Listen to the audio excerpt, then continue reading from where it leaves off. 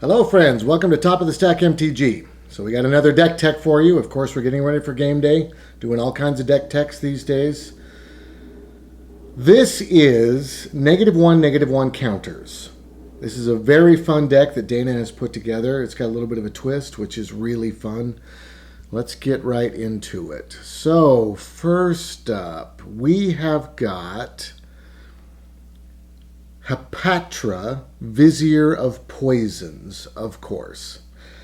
Whenever you put one or more -1/-1 counters on a creature, create a 1/1 snake creature token with Death Touch. Whenever you deal combat damage to a player, you may put a -1/-1 counter on a target creature. Just excellent all the way around. Death touching snakes, horrible. Very hard to play against. Excellent, excellent stuff. Another 2-drop, Channeler Initiate. This is just good ramp. Good ramp. And coming in with 3 -1/-1 counters. Now, for Hapatra, it's whenever you put one or more -1/-1 counters, you get one snake. But we do also have Nest of Scarabs. Whenever you put one or more -1/-1 creature, -1/-1 counters on a creature, create that many 1/1 black insect creature tokens. So, Channeler Initiate, if you were fortunate enough to have out Nest of Scarabs and Hapatra, and you played Channeler Initiate, you would get one snake and 3 scarabs. So, very, very nice. These 2 cards, Nest of Scarabs and Hapatra, of course, are the key to making this deck really work. We have also got Exemplar of Strength. Another one that comes in with 3 -1/-1 counters on it. Just making tons of scarabs and another snake. We have also got Defiant Greatmaw. When Defiant Greatmaw enters the battlefield, put 2 -1/-1 counters on a target creature you control.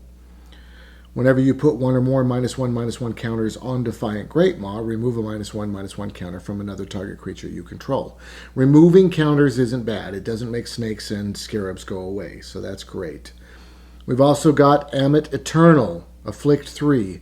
That Afflict 3 is rough. If you block this creature, you take 3 damage, straight up. An excellent, excellent creature.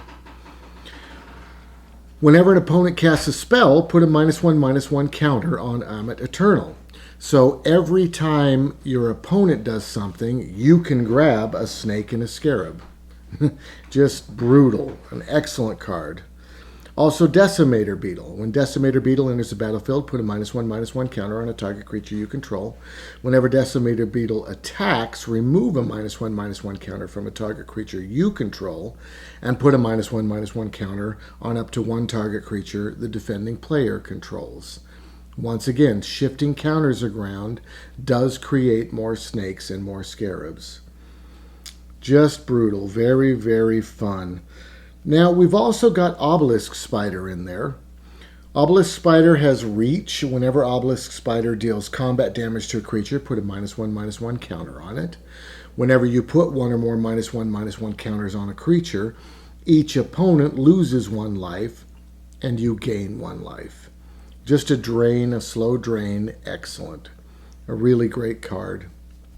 And last but not least, we have Tree of Perdition. This is super fun in this deck because it gives you a place to put your counters that hurts your opponent.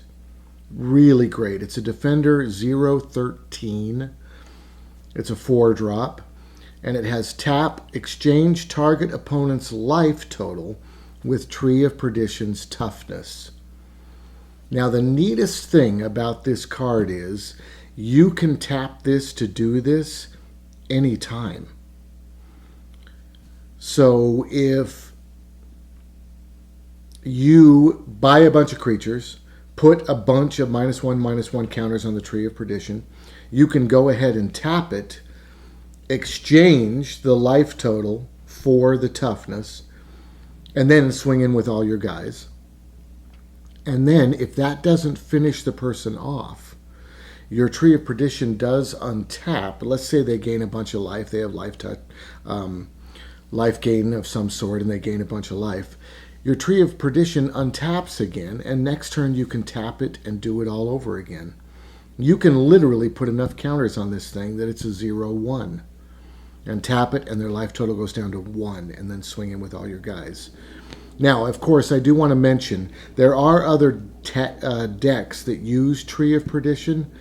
You can use Triskaidekaphobia to make them lose if their life total is 13. You can use the little frog to knock this down to 1 and then flip it.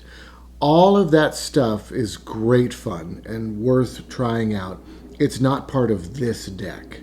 This deck is specifically dedicated to the -1/-1 counters and being able to get Tree of Perdition low enough and gaining all the value of playing these creatures and putting those -1/-1 counters on someplace that you want there to be -1/-1 counters.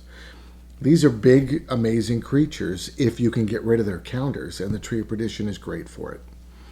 Good, so let's talk about mana. So this, of course, is black and green. So we are running 4 Blooming Marshes, and then we've got 10 swamps and 10 forests. It's a great mana curve, especially with having the Chandler Initiate, enabling you to mana fix a little bit.